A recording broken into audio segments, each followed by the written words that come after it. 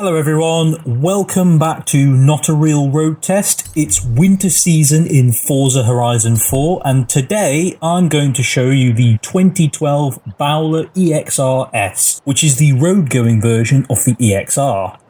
This is one of the many cars that I haven't driven at all, so in this review the plan is to drive this car stock and then see how we can push its characteristics to its full potential and then showcase its best possible manifestation. So, because it's winter season, there are many adverse road conditions in Horizon 4 and pretty much the rest of the Northern Hemisphere. And the whole point of off-roaders, of course, they exist solely to tackle these adverse or non-conventional road conditions like snow and ice, not to mention gravel, dirt and mud. So, the Bowler, it's a car I kind of forgot about in all honesty, though I do actually remember it being featured in the Top Gear episode where they did some challenges against the Germans. But I still hugely respect it because the Bowler takes an off-roader recipe and tries to improve each and every characteristic related to off-roading. It's tuned to meet common road regulations, but other than that, it's a very uncompromised design. I've seen a few people in Forza making use of them, but otherwise I think this is a machine that's very unheard of and underappreciated. And that's why I'm driving it today, so let's go and do that. So you might be wondering what exactly the Bowler EXR S is. It's based on the regular Bowler EXR, which is a derivation of the Bowler Nemesis, which is based on the original Range Rover Sport. Anyway, unlike the Range Rover Sport, both the Nemesis and the EXR are used for rally raiding across harsh environments such as the world-renowned Dakar Rally. But while the EXR is for getting from Paris to Dakar as quickly as possible, the EXR S brings you that talent in a more roadworthy form. I find it pretty remarkable actually that there was enough customer demand for Bowler to justify building a roadworthy version of its cars. The EXR S has a space frame chassis that has body panels attached to it which are made of a thermopolymer composite called Twintex. The carbon fibre is used in areas where greater strength is required, of course. You even get an integrated FIA roll cage and bespoke Bilstein dampers and IBAC progressive springs that, this is my favourite statistic about this car, they can allow for a whopping 282mm of suspension travel. Now, if you're trying to contextualise that last figure, it's equivalent to just over 1 subway foot long in suspension compression. No wonder this car doesn't have airbags, they'd be going off all the time with that level of displacement. For power, Bowler have sourced Jaguar Land Rover's brilliant 5-litre supercharged V8, and in this form it delivers 550 brake horsepower at 6 to 6,500 RPM and 461 pound-feet of torque at 2,500 RPM all the way to the red line, pretty much. This of course allows the EXR to sprint to 60 miles an hour in little over 4 seconds, and onto a limited top speed of 155 miles an hour, though I'm confident it will be able to travel at this speed everywhere. Despite the roll cage, it only weighs in at about 1,750 kilos, which is featherweight in contrast to the 2.3 tonne Range Rover Sport which it's based on. And of course with all that you get a 6-speed paddle shift automatic, which is perfectly sufficient for hauling ass. Denied. You can buy the Bowler from the auto show in Forza Horizon 4 for 200,000 credits, or in real life, back in 2013, this thing costed 155,000 British pounds, which is around 180,000 pounds in today's money. Now for that kind of money, that's pretty close to Range Rover Sport SVR or a Mercedes G63 in terms of price. In real life, those are the Bowler's closest rivals, but those cars are really for people high up in the narcotics trade. That's sort of how they come across anyway. People who buy those cars want something to flex with, whereas the Bowler appeals to a completely different kind of crowd, those who have an enthusiasm for rallying and getting muddy and getting dirty. The Bowler is quite a niche vehicle. It's described by its manufacturers as the all-terrain supercar, and I don't doubt it is that. Maybe it's for those quarry managers who need something to get from their hidden mansion across the dirt dunes to the quarry itself. I don't know. In terms of class, the Bowler is right in the middle of A-class with a performance indicator of 760. It's in the extreme off-road category, so this category also includes things like the Local Motors Rally Fighter, the Arctic Toyota Hilux and Land Cruiser, and the X-Raid Mini Countryman, amongst some extreme trucks. Though in the real world, the Bowler pretty much just shares its league with the Rally Fighter, since they're both basically all-terrain supercars, executing similar levels of insanity. With all of that in mind, let's go and see how the Bowler drives in stock form.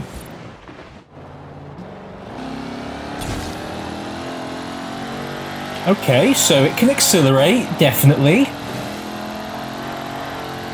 Whoa, it's a bit rolly for the road though. I mean, let's remember, this is an off-road vehicle, so we'll go and find some dirt trails, but of course I do need to report how this thing handles on the road as well.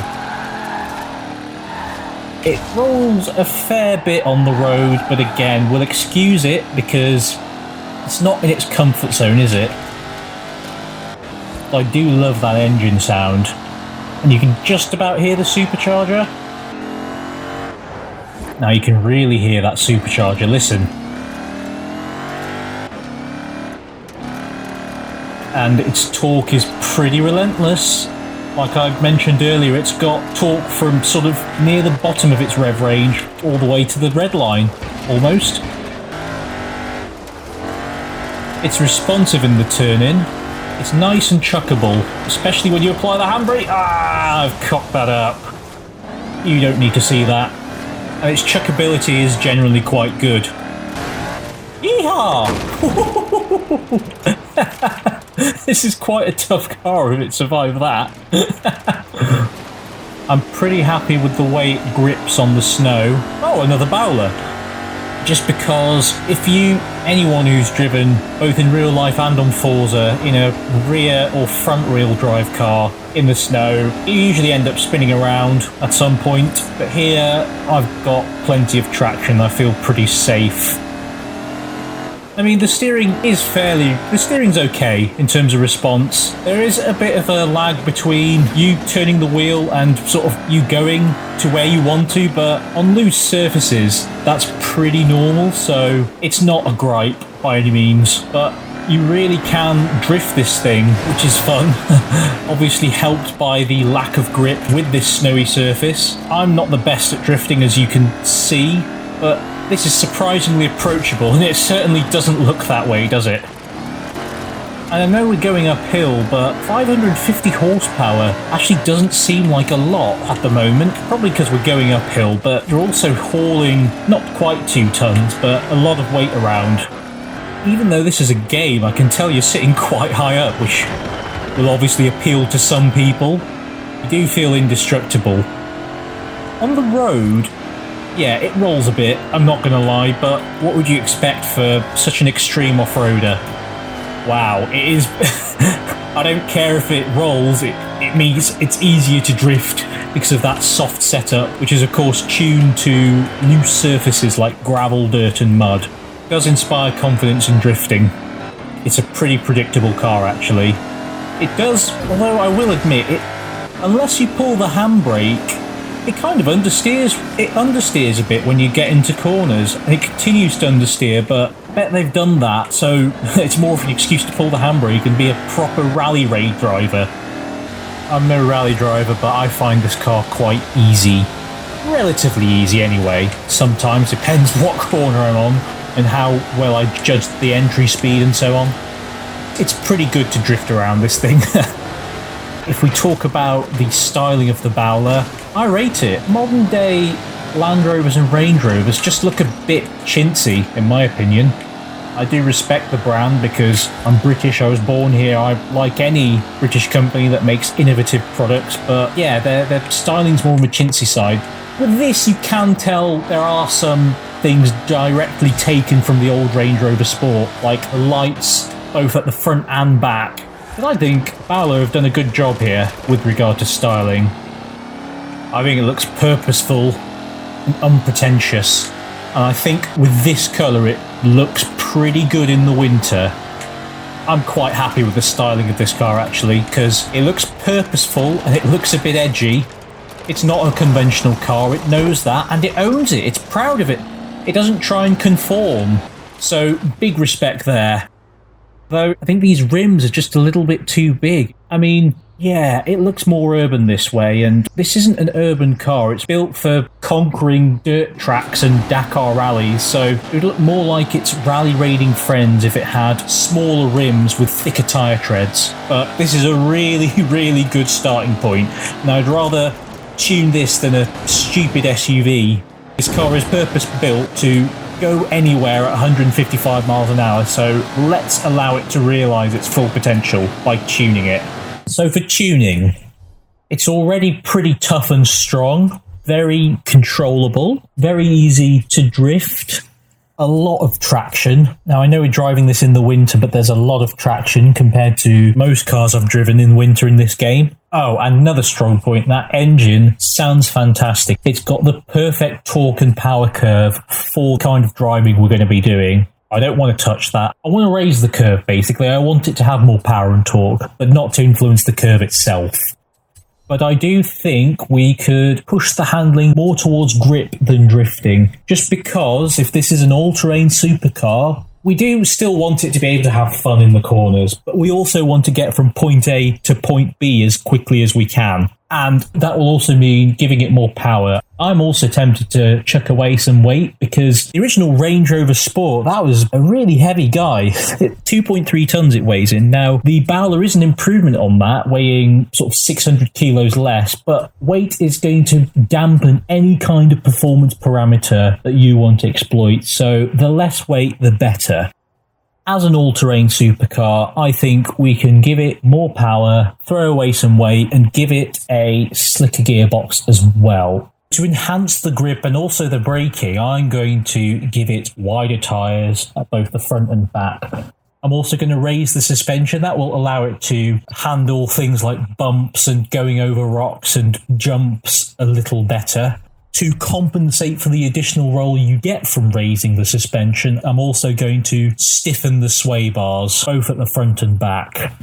I think one thing I'll definitely do as well is tune the brake balance and the spring/damper rates in terms of the front and back, so that I can initiate a drift when I want to, but it's not necessarily its natural maneuver. Basically, I want this car to grip more when I want it to, and to drift more when I want it to. And I realised that I wasn't driving on snow tyres, so it will now have snow tyres after this tune. Otherwise, I think this car's a really good starting point. So that's the best way to keep the EXR S aligned to its philosophy and to realise its full potential. So let's go and tune this thing. Okay, so this new and improved Bowler now has 745 horsepower. I'm pretty sure that's more than a Huayra. That Bowler just tried to kill me. How could it do that? And I've thrown away 200 kilos in weight, so let's actually test the acceleration before anyone comes. Okay, this means business. We got to 60 in about 3 seconds there. Wow. You can hear the exhaust crackle as well. That was pretty good. Listen to that.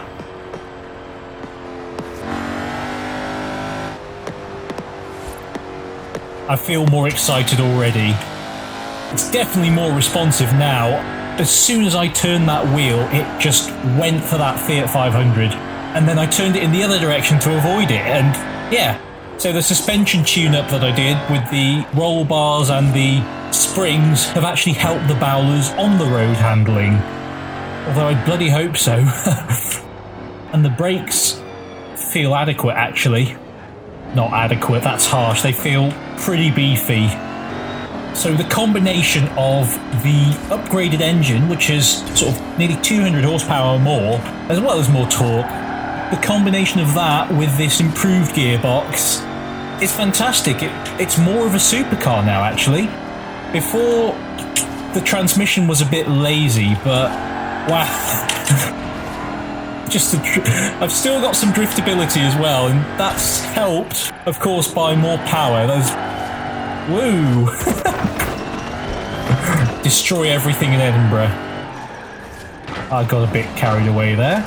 We're on a dirt track now, and wow, this seems to grip even better off-road than it does on-road. It's just such an improvement over what it was before. And I feel more in control, thanks in part to the wider tyres. It used to have 305mm tyres, both front and rear. Now they're 335s. And one thing I realised is I didn't have any snow tyres before, so that is definitely a factor. Honestly, with this 745 horsepower engine, it will just leave everything behind it for dead. The Rally Fighter, which is obviously a close rival, and its only rival in the real world, that has a GM LS3 V8, and that's a pretty good engine, but this has the soundtrack, and it has the supercharger line. Wow, it's a power combo. And the Rally Fighter has a 4-speed automatic, which is just archaic in comparison to this. I'd need to drive the Rally Fighter at some point. Anyway, this is a very, very capable car now. This is just brilliant, actually. I'm a lot more in control. Oh, yeah, that was a sick drift, I bet. Yep. You get cocky and then that's what happens. I'm pretty hyped by this car though. This is of course a road-going version of something used for rally raiding. Now, in terms of rivals like the Rally Fighter, the Arctic Toyotas and that kind of stuff, this could really piss off its rivals, I think, and it will do it in an enjoyable way. It doesn't even matter that the EXR S doesn't have 4 seats and all that kind of stuff like its rivals. The whole point of an extreme off-roader is to conquer the most extreme conditions that there are, and this is pretty in line with its rivals in terms of the off-roading. But in terms of the sensations you get while doing your extreme off-roading, I think this is a lot better. Overall, I'm really impressed.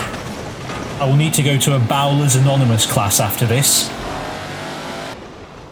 Oh shit, that's the that's the bloody motorway. Let's get away from there. In many respects then, this is probably all the car you'd ever need actually, because you've got 745 horsepower, you could probably do 180 miles an hour with that, and you can do that anywhere because I've got snow tyres, I've got better roll bar setup and spring setup, I've raised the ride height so it's better for going over rocks and that kind of thing. Why would you buy any other car? I'm kidding, there's obviously loads of reasons. I mean, if you wanted to slip under the radar, you wouldn't buy this car, but if you wanted to get from your house to your quarry that you co-manage as quickly as you could through dunes and dirt and mud and everything, this is the car for you. I'm not even going sort of in a straight line or even handling corners properly, but just being in here, it's an experience everyone should try. I'm really happy with this.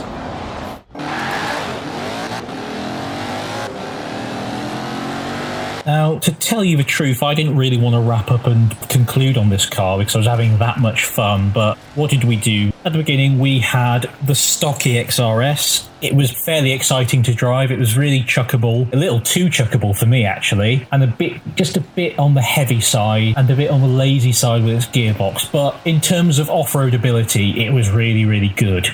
After the tune-up though, with giving it wider snow tyres, stiffer roll bars and rally suspension and an engine tune-up, we had something that was pretty unbeatable. I think the Forza difficulty level, unbeatable, sums up this car actually. After our tune-up, it was able to point in the direction you wanted it to, but if you engaged the handbrake, it was happy as ever to drift. Nothing could really stop the amount of momentum you had when you unleashed all 745 horsepower, except for the really powerful brakes.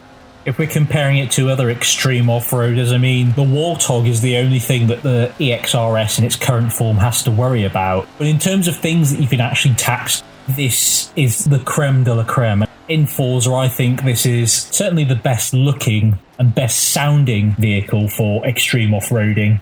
And in terms of price, it's a bit weird because all these sort of racing trucks, like the Ranger T6 and the Toyota racing truck and the Honda, they're all sort of 500,000 credits, whereas you can get this Bowler for 200,000. It's more than the Local Motors, but the Local Motors doesn't have four-wheel drive or new transmission. So I'd say it's pretty good value, and especially when you tune it to 745 horsepower. This thing will be something to worry about.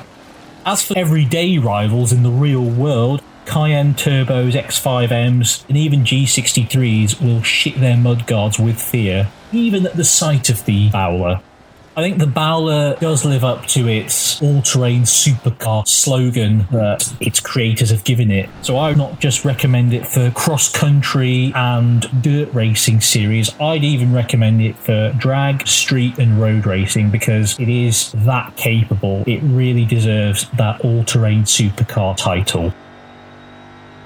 Now, the song I picked to describe my experience in the EXR S was actually Hysteria by Muse from their third studio album Absolution from 2003. The Bowler is pretty distinct. It's out there. Now, I know Muse is more of it's not quite a edgy band, but Matt Bellamy's voice is pretty distinctive, as is the Jaguar Land Rover soundtrack that the Bowler provides. The song's very high energy, and you need to be awake when to really understand and admire the song, as well as to be driving the Bowler. Matt Bellamy sings about his last chance to lose control, which obviously has parallels to drifting in the snow in the winter. And the Bowler is indeed breaking out and not breaking down.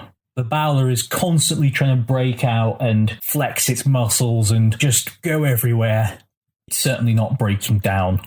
And the song sounds a bit all over the place to Muse outsiders, people who don't really listen to this kind of music, but to those who do, it does follow a kind of structure. And it's one of their more extreme songs, I would say. I like the relative lack of compromise from this song as well. And the Bowler is, of course, a very uncompromised car. This was the 2012 Bowler EXR S. It's great for everything, really, but especially cross-country and dirt. And the song that got me into the flow of driving it was Hysteria by Muse. If you have any suggestions for cars you want to see me review in Horizon 4, please feel free to leave those below in the comments section. Thanks for watching!